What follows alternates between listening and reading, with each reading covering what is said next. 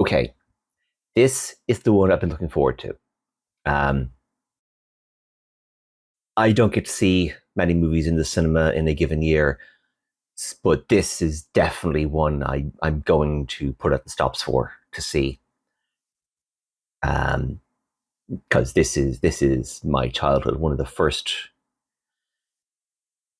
anything that I watched and loved as a kid was Masters of the Universe. So what they've done, they've released a new third trailer. This is the international trailer. So the way it usually goes with international trailers is typically it'll be in a lot of footage we've already seen, maybe with a couple of new clips or bits of dialogue that haven't been released in the main US trailer. So uh, finish this. Oh, I love tea.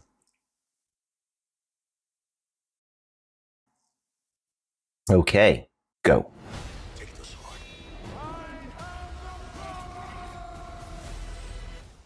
So, I'm not from around here. Oh, the music. Tell it, Adam, that you're stuck here until you find this magic sword. This obsession with nerd stuff and sword things, you're freaking people out, especially Daryl. Poor God, Daryl. I hate Daryl. Oh, I what's wrong with know it Daryl? sounds crazy, but that sword is gonna show me the way home. In the middle of the store, dude.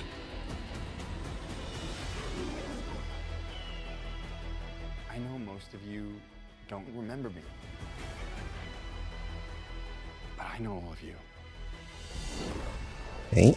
Everything changed since you left. It's all gone. Skeletor took my family, and he destroyed. Yeah, Randor is so dead. It's all my fault. I know how it feels to fail. And when you fall, that's your chance to stand tall.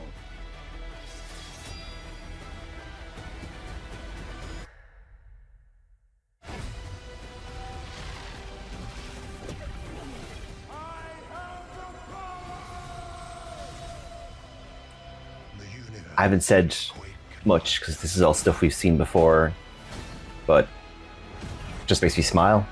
It just makes me happy. This is my home.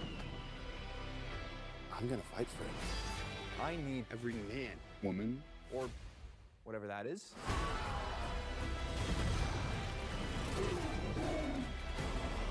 You may have the power, but you're too scared to use it. Trust me, I know how to use it.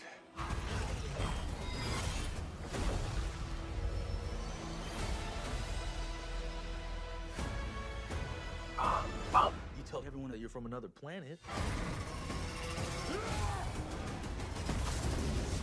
It just makes you sound a Lot crazy. crazy. Okay, okay. So,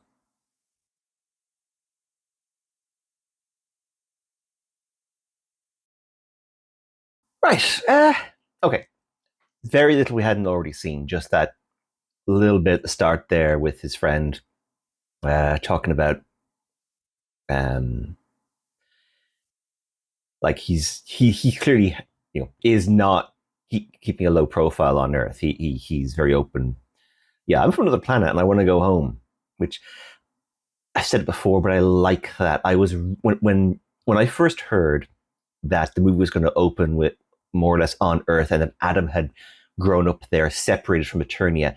I really was worried that we were going to spend a chunk of the film with this whole, Act One of the Matrix thing, where Tila and Man at Arms try to find him and convince him that he's the chosen one who has to save Eternia, and he does not believe them. I wasn't really into a He-Man who had to be convinced to be He-Man.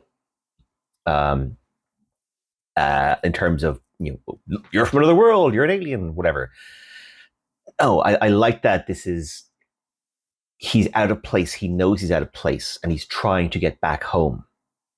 And once he finds the sword, he can find the way back home. That's cool. That he starts off with a motivation. This is a proactive character. We don't see this an awful lot in a lot of storytelling these days. Is a protagonist who is proactively doing something to change their current situation. Most of the time, heroes are reactive. It's the villains who are the motivating force in it. In this, that's not the case. Adam is the one pushing the plot because, obviously, if the sword will connect him back to Eternia, well, that means that obviously they were separated for a reason.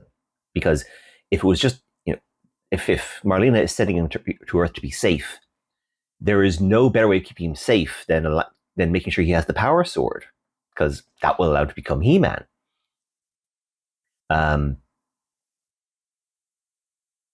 But obviously, there must be some way of Skeletor finding him once he has the sword, which would explain why we've got. I know Eva Lynn is posing as a professor or something on Earth, but obviously, once he gets the sword, that's how they're going to find him, and then we'll have the action scenes on Earth, etc. Great, cool, all good stuff. Yeah, I'm still so excited about this movie. I think the Dolph Lundgren Masters of the Universe was the first time I realized that a movie could disappoint me. Let me just say that again. It was the first movie I'd seen where I thought that the creative choices were the wrong choices to make. Now, I want to kick it all back to the rules of the workshop. There's a difference between the quality of a piece and the messages and themes and interpreting that analytically. And there's a difference between that and your opinion on the narrative choices made. The fact that you disagree with a narrative choice, like how Luke Skywalker is portrayed in The Last Jedi, that does not, in and of itself, make something a bad movie, or it doesn't mean it's bad writing. These are not useful terms when conducting literary analysis. But if you want to look at it as a faithful or compelling, probably a better way of looking at it, adaptation, the He-Man of the Dolph Lundgren He-Man is never Prince Adam. He's never prevented from transforming. We don't even get the impression that there is a Prince Adam. He's just a guy. And he never utters the words "by the power of Grayskull." He never does anything that shows that he's particularly strong, other than when he pushes down a single pillar. So, it didn't give that. Half the movie wasn't even really about him. Like in that movie, they made He-Man a secondary character in his own film. Basically is what they did. And that's not a narrative choice I think works. The movie's got other problems, but, so